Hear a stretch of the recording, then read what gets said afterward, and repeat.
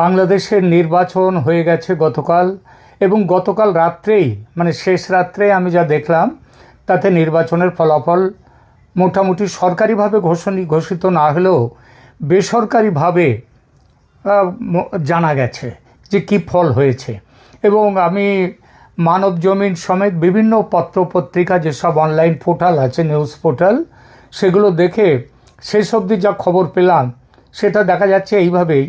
এরকম ফলাফলটা এরকম যে বিএনপি তারা পেয়েছে 299টি আসনে মোট ভোট হয়েছে, তার মধ্যে বিএনপির পেতে চলেছে 213টি, জামাত 68টি, জামাতের সঙ্গী যে এনসিপি তাদের শাপলা কলি তারা পেয়েছে 6টি, হাত পাখা যাদের প্রতীক তারা পেয়েছে 1টি, অন্যরা 3টি পেয়েছে একটি দল, এবং স্বতন্ত্র ইন্ডিভিজুয়াল প্রার্থী তারা পেয়েছে 8টি, যাদের মধ্যে বিএনপির বেশ কিছু বিদ্রোহী প্রার্থী আছেন, যেমন রুমিন ফারহানা আছেন তার মধ্যে একজন, এই 8 জনের মধ্যে। এটা হচ্ছে সংসদীয় নির্বাচনের ফল। যদি চেঞ্জও করে, পাল্টেও যদি যায় ফল, তবে সেটা খুবই সামান্য হবে, বড় কিছু নয়। আর এছাড়া যে নির্বাচনের যে আর একটা অংশ ছিল সেটা হচ্ছে জুলাই সনদ নিয়ে গণভোট। সেই গণভোটে হ্যাঁয়ের পক্ষে এসছে 77%, নায়ের পক্ষে এসছে 23%। আর মোট ভোটার, এই মোট ভোটারটা সেই খবরটা কোনো জায়গা থেকে পাকাপাকি পাওয়া যাচ্ছে না, সেটা এখনও আসেনি। তবে নির্বাচন কমিশন সূত্রে যেটা জানা যাচ্ছে সেটা 50%-এর নিচে আসার সম্ভাবনাই বেশি। এবং এই সম্ভাবনার পেছনে অনেকেরই বক্তব্য যে এর পেছনে বড়োভাবে জল মেশানো আছে এই গণভোটের ব্যাপারটাতে। কেন জল মেশানো সেটা আপনারা জানেন, তবে এখানে সেই আলোচনা আমি করছি না। এখানে যে বিষয়টি নিয়ে আলোচনা করব সেটা হচ্ছে এই নির্বাচন বাংলাদেশে সমস্যা কিভাবে কমালো না বাড়ালো, বর্তমান পরিস্থিতি কিভাবে উত্তরণ হবে নতুন পরিস্থিতিতে, এই বিষয়গুলো নিয়ে আলোচনা করব। এই আলোচনার আগে একটি কথা শুধু আপনাদের মনে রাখতে বলবো, সেটা হচ্ছে যে আপনারা জানেন প্রধান উপদেষ্টা মোহাম্মদ ইউনূস তিনি কিন্তু সংসদীয় নির্বাচনটার জন্য ব্যস্ত ছিলেন না, তিনি এটা চাননি। তার মূল বক্তব্য ছিল এবং যেটা নিয়ে তার চাওয়া পাওয়াটা ছিল সেটা হচ্ছে গণভোট। গণভোটে হ্যাঁ এই মত দেওয়ার যাতে দেয় জনগণ, তার জন্যে তিনি এবং তার উপদেষ্টারা শুধু যে বিভিন্ন সময় নানানভাবে এর পক্ষে প্রচার চালিয়েছেন তা নয়, প্রায় 164 কোটি টাকা বরাদ্দ রেখেছিলেন এই প্রচার চালাবার জন্য, যাতে মানুষ হ্যাঁ ভোটের পক্ষে দেয়। অর্থাৎ সেটা অবশ্য নির্বাচন কমিশন সেই আদেশটাকে বাতিল করে দিয়েছে। সেটা ঠিকই বলেছে, না এইভাবে করা যায় না, কিন্তু প্রশ্নটা হচ্ছে যে টাকাটা খরচ হয়ে গেছে সেই টাকাটা কোত্থেকে কীভাবে ফেরত হবে সেই ব্যাপার নিয়েও কিন্তু নির্বাচন কমিশন কোনো কথা বলেনি। যে আগে সেটা আলাদা কথা, কিন্তু মোদ্দা কথাটা মাথায় রাখতে হবে। ইউনূস সরকার চেয়েছিলেন গণভোটে হ্যাঁ যাতে হয়, তার জন্যে এই চাওয়ার পেছনের কারণগুলো আমরা আমাদের আলোচনার মধ্যে নিয়ে আসব পরবর্তী সময়। কে কোন দল কত আসন পেতে পারে সেটার কথা তো একটু আগে বলেছি। সেখান থেকে দেখা যাচ্ছে বাংলাদেশের নির্বাচনে 2/3 বেশি, মানে 300-র মধ্যে 200 আসন হলে 2/3 হয়, তার থেকে বেশ কয়েকটা আসন বেশি পাচ্ছে বিএনপি। সুতরাং বাংলাদেশের নির্বাচনে 2/3 সংসদীয় আসন জিতে ক্ষমতায় আসছে বিএনপি। আবার জুলাই সনদ নিয়ে গণভোটে হ্যাঁ ভোট, সেটা বিপুল ভোটে জয়ী হতে চলেছে। যদিও দেশের মোট ভোটার জনগণ তার 50% মানুষও কিন্তু ভোট দেয়নি, অর্থাৎ সেই 50%-এর মধ্যেও আবার রাখি 77% তারা দিয়েছে, অর্থাৎ তারা হ্যাঁ ভোটের পক্ষে মত দিয়েছে। তাহলে মোট জনতার 50%-এর 77%, মানে 37% মতো মানুষ তারা এই জুলাই সনদের পক্ষে হ্যাঁ ভোট দিয়েছে। 37% দেওয়া মানে 63% মানুষ তারা হ্যাঁ ভোটের পক্ষে নেই। এই পরিস্থিতিতে বিএনপির এই মুহূর্তে ক্ষমতায় বসার ব্যাপারে একটা প্রতিবন্ধকতা তৈরি করতে পারে কি? কারণ রাজনৈতিকভাবে বিএনপির পক্ষে জুলাই সনদের বিরোধিতা উঠবে, এই আশঙ্কা অস্বীকার করা যায় না। ভোটের এই ফলাফলে আগামী দিনে তাহলে বাংলাদেশে কি হতে যাচ্ছে, এমন খবরও আসছে এই নির্বাচনের পর রাষ্ট্রপতি শাহাবুদ্দিন চুপ্পুর হাত সেই 180 দিন পরে শক্ত হওয়ার সেটার কথা ছেড়ে দিলাম, এই মুহূর্তেও অনেকটা শক্ত হয়ে গেল। আবার বিএনপি তারা কিন্তু অপেক্ষা করতে চায় না। আবার শাহাবুদ্দিন ডক্টর মোহাম্মদ ইউনূস তার সরকার কিন্তু চাইবে যত রকমভাবে গড়িমসি করে ক্ষমতা হস্তান্তর করা যায়।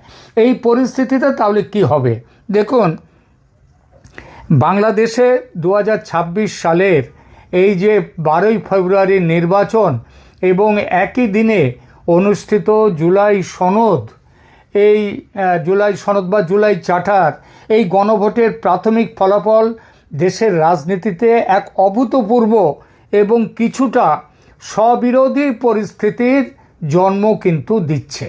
একদিকে বিএনপি 2/3 সংখ্যাগরিষ্ঠতা পেয়ে নিরঙ্কুশ ক্ষমতার পথে, অন্যদিকে জুলাইয়ের সনদে বিপুল হ্যাঁ ভোট পড়ার মানে হলো জনগণ এমন এক শাসন ব্যবস্থা চাইছে যা আসলে যে কোনো একক দলের নিরঙ্কুশ ক্ষমতাকে খর্ব করবে, অন্তত ভোটের ফলাফল দেখলে সেইটাই বোঝা যাচ্ছে। সুতরাং ট্রানজিশন অফ পাওয়ার বা ক্ষমতা হস্তান্তর প্রক্রিয়াটি কিভাবে হতে পারে সেটা দেখি। ম্যান্ডেটের টানাপোড়েন, ব্যক্তি বনাম ব্যবস্থা।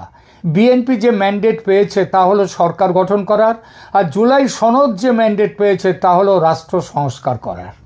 বিএনপির জন্য বড় চ্যালেঞ্জ হবে এই সনদের বাস্তবায়ন। কেন এটা বিএনপির পক্ষে প্রতিবন্ধকতা? কারণ জুলাই সনদে প্রধানমন্ত্রীর ক্ষমতার ভারসাম্য এবং দ্বিকক্ষ বিশিষ্ট পার্লামেন্টের কথা বলা হয়েছে, যেখানে আবার ওই পার্টিসিপেটরি রিপ্রেজেন্টেশন আসবে, অর্থাৎ ভোটের শতাংশ হিসাবে সেখানে তাদের লোকজন দেয়া হবে কক্ষের সদস্যরা সেই হিসেবে আসবে। অর্থাৎ যদি কোনো দল 5% ভোট পায় তাহলে সেও ওই উচ্চকক্ষের 5% সিট পাওয়ার অধিকারী। কোনো দল যখন 2/3 আসন পায় তখন তারা সাধারণত চেকস অ্যান্ড ব্যালেন্স বা নিজেদের ক্ষমতার সীমাবদ্ধতা পছন্দ করে না। রাজনৈতিক ঝুঁকিটা তাহলে কি? জুলাই সনদের বিরোধিতা করলে বিএনপি সরাসরি ছাত্র জনতার বিকল্পের চেতনার বিপক্ষে চলে যাওয়ার ঝুঁকিতে পড়বে। কিন্তু এটা চলে গেলে কি হবে? ছাত্র জনতার যারা ওই এনসিপি পার্টি করে ভোটে দাঁড়িয়েছিল তাদের ভোটের কি ফলাফল সেটা তো দেখাই যাচ্ছে তাদের কাছে।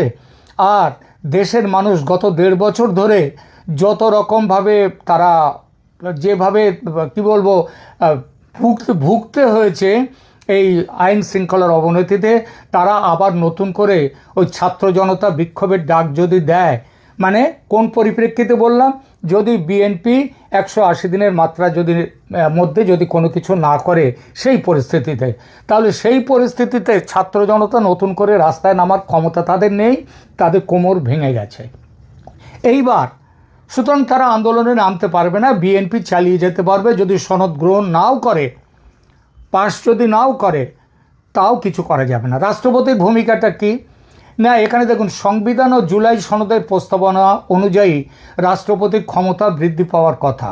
এই পরিস্থিতিতে বঙ্গভবন ক্ষমতার কেন্দ্রবিন্দু হয়ে উঠতে পারে। কিন্তু এখানে প্রশ্ন হচ্ছে, সেটা তো জুলাই সনদ গৃহীত হওয়ার পরে রাষ্ট্রপতির ক্ষমতা বাড়বে। জুলাই সনদ গৃহীত হওয়ার আগে কি হবে? দেখুন, এখানে আবার আমি একটু আগেই বলেছি ডক্টর ইউনূসের সরকার গড়িমসি করতে পারে, কারণ তারা সহজে ইউনূস ক্ষমতা ছাড়তে চাইবেন না। আর যদি ক্ষমতা হস্তান্তরে দেরি করেন তবে তিনি আইনিভাবে সংকটে পড়তে পারেন। কারণ নির্বাচনের পর নির্বাচিত সংসদই হচ্ছে সার্বভৌম। রাষ্ট্রপতির এক্ষেত্রে তুরুপত্যাসটা কি? রাষ্ট্রপতি শাহাবুদ্দিন চুপ্পু যদি দেখেন যে জনমত এবং নির্বাচিত দল দ্রুত ক্ষমতা চায়, তবে তিনি অন্তর্বর্তী সরকারকে ধন্যবাদ জানিয়ে বিদায় দিতে পারেন এবং সরাসরি সংখ্যাগরিষ্ঠ দলের নেতাকে সরকার গঠনের আহ্বান জানাতে পারেন। এই যে ক্ষমতা হস্তান্তরের এই যে সম্ভাব্য পথ, এটা রাষ্ট্রপতির কাছে কি হতে পারে, কিভাবে হতে পারে ক্ষমতা হস্তান্তর? দেখুন, 3টে ধাপ আছে। প্রথম ধাপে হচ্ছে যে গেজেট পাস হবে, নির্বাচন কমিশন দ্রুত গেজেট প্রকাশ করবে এবং রাষ্ট্রপতি নবনির্বাচিত সংসদ সদস্যদের শপথ পড়াবেন। এর ফলে অন্তর্বর্তী সরকারের নৈতিক ম্যান্ডেট শেষ হয়ে যাবে, এটা চলে যাবে অন্তর্বর্তী সরকার। দ্বিতীয় ধাপ আরেকটা পদ্ধতি কি, বিএনপি এবং ডক্টর ইউনূসের টিমের মধ্যে একটা পাওয়ার শেয়ারিং বা সংস্কার বাস্তবায়নের অলিখিত চুক্তি হতে পারে এবং তার ফলে কী হবে, বিএনপি জুলাই সনদের সংস্কারগুলো বাস্তবায়নের প্রতিশ্রুতি দিয়ে ক্ষমতায় আসতে পারে ঝামেলা এড়াবার জন্যে। তৃতীয় ধাপ কি, যদি ডক্টর ইউনূস পদত্যাগ না করতে চান এবং বিএনপি তার সঙ্গে কোনো রকম সমঝোতায় না আসতে চান, তাহলে বিশেষ পরিস্থিতিতে অন্তর্বর্তীকালীন সরকারের যে অধ্যাদেশ রাষ্ট্রপতি জারি করেছিলেন সেই অধ্যাদেশ বাতিল করে বিএনপিকে মন্ত্রিসভা গঠনের সুযোগ দেবেন।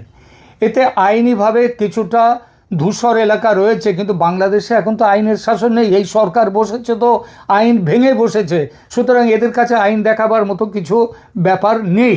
সুতরাং রাষ্ট্রপতি 3 ধাপের যে কোনো একটাই করতে পারেন।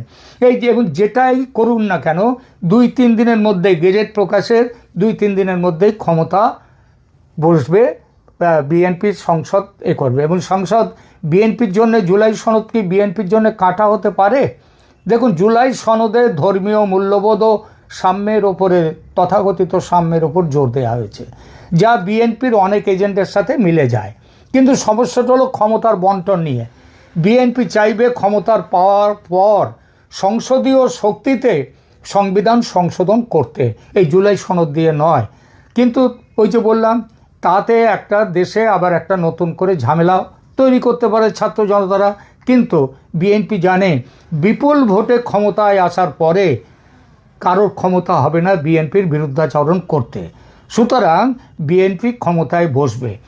আর এখানে ক্ষমতায় কি করে বসবে, এটা একটা সহজ নিয়ম আছে, যে সেটা হচ্ছে রাষ্ট্রপতি তিনি একজনকে প্রোটেম স্পিকার হিসেবে সাংসদদের মধ্যে সিনিয়র কাউকে নিয়োগ করবেন এবং তাকে রাষ্ট্রপতি শপথ বাক্য পাঠ করাবেন এবং রাষ্ট্রপতি তাকে শপথ বাক্য পাঠ করাবার পর প্রোটেম স্পিকার তখন অন্য সাংসদদের তাদের শপথ বাক্য পাঠ করাবেন এবং তারপরে সংসদ গঠিত হবে।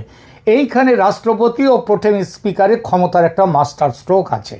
রাষ্ট্রপতি শাহাবুদ্দিন চুপ্পু যদি নিজের অবস্থান শক্ত করতে চান, তবে প্রোটেম স্পিকার নিয়োগ করাটা হবে তার প্রথম বড় পদক্ষেপ।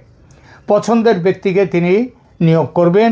আর ইউনূস সরকারের ভূমিকাটা কি, নিয়ম অনুযায়ী রাষ্ট্রপতি এই নিয়োগের ক্ষেত্রে বিদায়ী সরকারের পরামর্শ নেবেন কিনা তা নিয়ে ইউনূস কিছু বিতর্ক তুলতে পারেন, কিন্তু রাষ্ট্রপতি সরাসরি প্রোটেম স্পিকার নিয়োগ দিতেই পারেন এবং ইউনূস সরকারের কর্তৃত্বকে চ্যালেঞ্জ করবেন।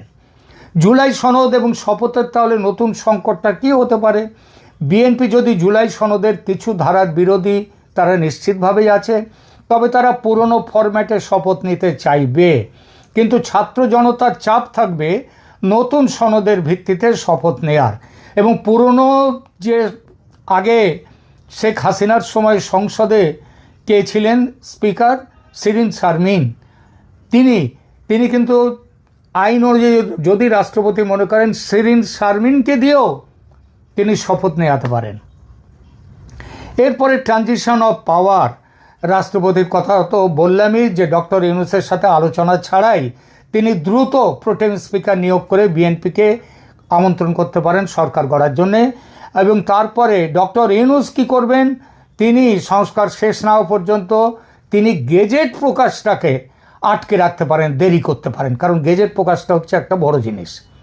তাহলে বিএনপি কী করতে পারে, রাজপথে এবং সংসদে দ্রুত শপথ ও স্পিকার নির্বাচনের মাধ্যমে ইউনূস সরকারকে অকার্যকর ঘোষণা করে দেবেন এবং রাষ্ট্রপতি সুযোগ পেয়েছেন ইউনূস সরকার যেভাবে তাকে অপমান করেছেন সেই অপমানের শোধটা এবার তুলবার। আমার তো মনে হয় গেজেট প্রকাশ হওয়ার সাথে সাথেই রাষ্ট্রপতি করবেন কি, ইউনূস সরকারকে বরখাস্ত করে দেবেন। বরখাস্ত করে দিয়ে তিনি বিএনপিকে ক্ষমতা করবার জন্য সরকার তৈরির আমন্ত্রণ জানাবেন। সুতরাং এই পরিস্থিতিতে বাংলাদেশে জুলাই সনদের তাহলে কি দাঁড়াবে? দেখুন, 180 কার্য দিবসের সময়সীমা এবং ক্ষমতা হস্তান্তরের সাংবিধানিক মারপ্যাচগুলো বর্তমানে বাংলাদেশের রাজনীতির সবচেয়ে আলোচিত বিষয়। 180 কার্য দিবসের মধ্যে, মানে যেটা আদতে দাঁড়াচ্ছে 180 কার্য দিবস মানে 3 মাস, 270 দিন। এই 270 দিনের মধ্যে সংবিধানের চূড়ান্ত সংস্কার সম্পন্ন করতে হবে সংসদের প্রথম অধিবেশন বসার দিন থেকে। তাহলে এইতে যাতে কোনো দল এইখানে কি করতে পারেন, প্রধানমন্ত্রীর মেয়াদ 2 টার্ম করা, এটা বিএনপির বিরোধিতা করবেই, লিখে নিন। দ্বিকক্ষ বিশিষ্ট সংসদ ওই ভোট পাওয়ার ভিত্তিতে, তারও বিরোধিতা করবে বিএনপি। সুতরাং নতুন মন্ত্রিসভা সনদ গ্রহণের পরপরই গঠিত হবে না, সেটা ইমিডিয়েটলি গঠিত হবে। ওই যে একটা দল কেউ বলছেন না যে 180 মানে সমস্ত কিছু গঠিত হওয়ার পর, সনদ গৃহীত হওয়ার পর নতুন সরকার আসবে, আদতে তা নয়। এবার একটা প্রশ্ন আসে, নতুন সরকার গঠিত হলো, ইউনূস সরকার চলে যাবে এবং এই নিয়ে টানাপোড়েন তো থাকবেই, আইনি গোলমালও, আইনি ঝামেলাও এর মধ্যে আসতে পারে। কীভাবে আসতে পারে বলছি। এখন যেটা হচ্ছে, রাষ্ট্রপতি পদে শাহাবুদ্দিন চুপ্পু আর কতদিন থাকবে? দেখুন, তিনি 24শে এপ্রিল 2023-এ শপথ নিয়েছিলেন রাষ্ট্রপতি হিসেবে।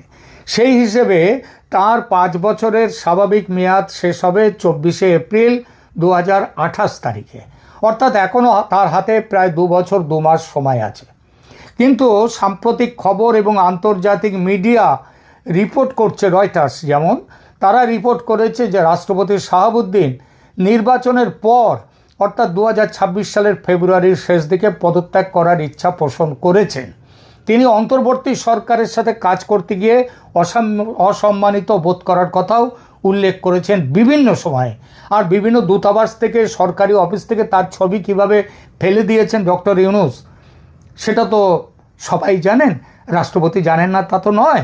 তাহলে জুলাই সনদে রাষ্ট্রপতির ক্ষমতা বৃদ্ধির প্রস্তাব আছে, আমার ধারণা, সেটাও বলি, এক্ষুনি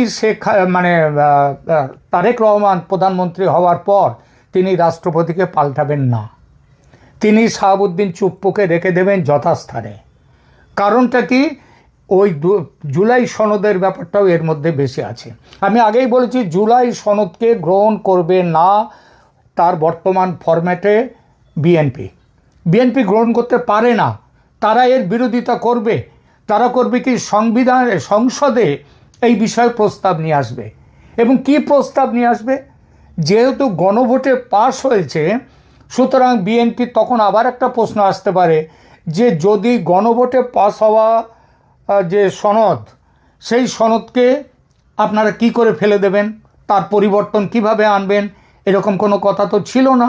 তখন বিএনপি বলতে পারে, আমাদেরকে মানুষ নির্বাচিত করে পাঠিয়ে দিয়েছে সংসদে দেশ চালাবার জন্যে, এই সমস্ত নিয়ম কানুন করবার জন্যে। এখন আমরা যদি এটা গ্রহণ করতে না চাই, তাহলে আমরা আবার করতে পারি কি, আমরা করতে পারি, যদি আপনারা বলেন গণভোটের কথা, আবার গণভোটে আমরা যেতে পারি। আবার বিএনপি গণভোটে যেতে পারে জুলাই সনদ নিয়ে ক্ষমতায় বসার পরে 6 মাস পরে। এই জন্যে যে বারবার আমরা বলছি, একটা প্রশ্ন উঠছে, 6 মাস পরে আবার দেশে নির্বাচন হতে পারে। সেই নির্বাচন শুধু যে সংসদ নিয়ে হবে কিনা সেটা পরে আসছি। তার আগে বলি, জুলাই সনদকে পাস করবে না এই সরকার, এবং তার বিরুদ্ধে ছাত্র জনতাও আর রাস্তায় নামার ক্ষমতা, সেই মেরুদণ্ডে জোর তাদের আর নেই। আর তাছাড়া সবথেকে বড় কথা, বিএনপি বিপুলভাবে ভোটে জিতে ক্ষমতায় এসছে। সুতরাং বিএনপিকে আর উত্তক্ত করা এই মুহূর্তে ছাত্র জনতার ক্ষমতায় নেই। তাহলে বিএনপি তখন করতে পারে কি, নতুন করে আবার গণভোটের ব্যবস্থা করবে 6 মাস পরে। এই গণভোটের মধ্যে কি আবার নতুন করে সংসদ নির্বাচনের কথাও আসবে? সে কথা কিন্তু একেবারে ফেলে দেওয়া যায় না। কারণ ইতিমধ্যে ভারত এবং আমেরিকার সাথে একটা চুক্তি, একটা বিএনপির একটা গোপন বোঝাপড়া হয়ে গেছে। সেই বোঝাপড়া অনুযায়ী 6 মাস পরে নতুন ভোট আসবে। সেই ভোটে আওয়ামী লীগের ওপর থেকে তার আগেই নিষেধাজ্ঞা তুলে নেওয়া হবে। এমনকি আর শেখ হাসিনার ওপর যে মৃত্যুদণ্ড দিয়েছে অবৈধ কমিশন, অবৈধ এই ট্রাইব্যুনাল, সেই মৃত্যুদণ্ড উঠে যাবে। কারণ ট্রাইব্যুনালকে বাতিল করে দেবেন, ট্রাইব্যুনাল গঠনকে, এবং ট্রাইব্যুনালের রায়কেও আর রাষ্ট্রপতি তার অর্ডিন্যান্সে বাতিল করে দেবেন।